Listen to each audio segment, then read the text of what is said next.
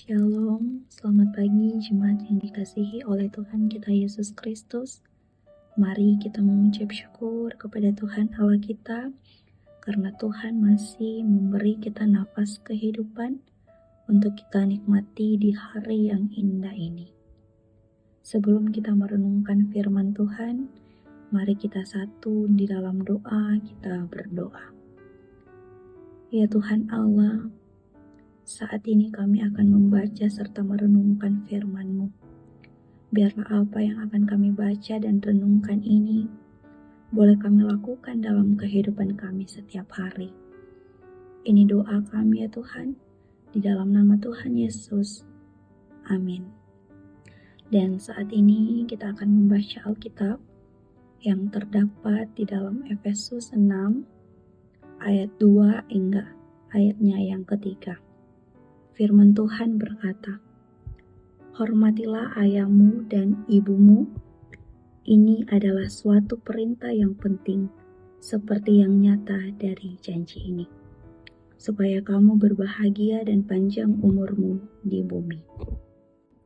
Dan tema di sepanjang hari ini ialah bahagia dan panjang umur menghormati orang tua.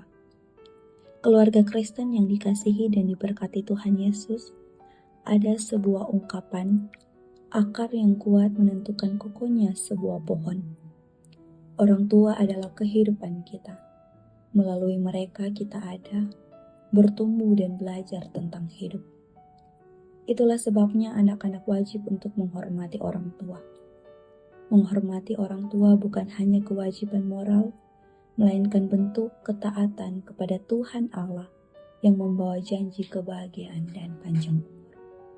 Keluarga Kristen yang dikasihi dan diberkati Tuhan Yesus, firman Tuhan Allah hari ini, hormatilah ayahmu dan ibumu, supaya kamu berbahagia dan panjang umurmu di bumi.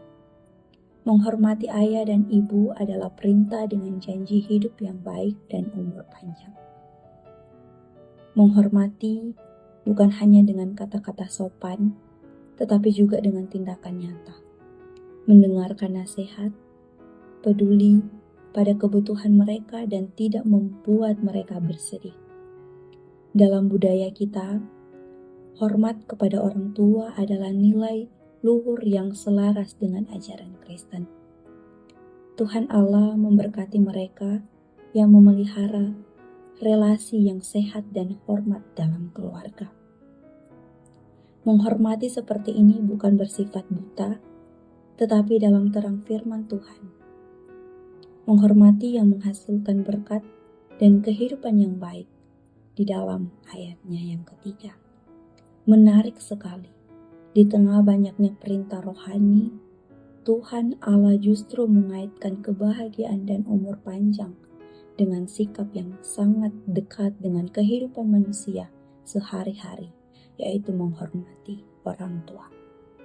Ini bukan sekedar etik sosial, tetapi perintah ilahi yang disertai janji. Keluarga Kristen yang dikasihi dan diberkati Tuhan Yesus, firman Tuhan Allah hari ini mengingatkan kita bahwa berkat-Nya sering kali hadir melalui hal-hal yang sederhana. Menghormati orang tua bukan hanya kewajiban moral, melainkan bentuk ketaatan kepada Tuhan Allah yang membawa janji kebahagiaan dan panjang umur. Ketika kita menghormati orang tua, kita sedang menata hidup selaras dengan kehendak Tuhan Allah.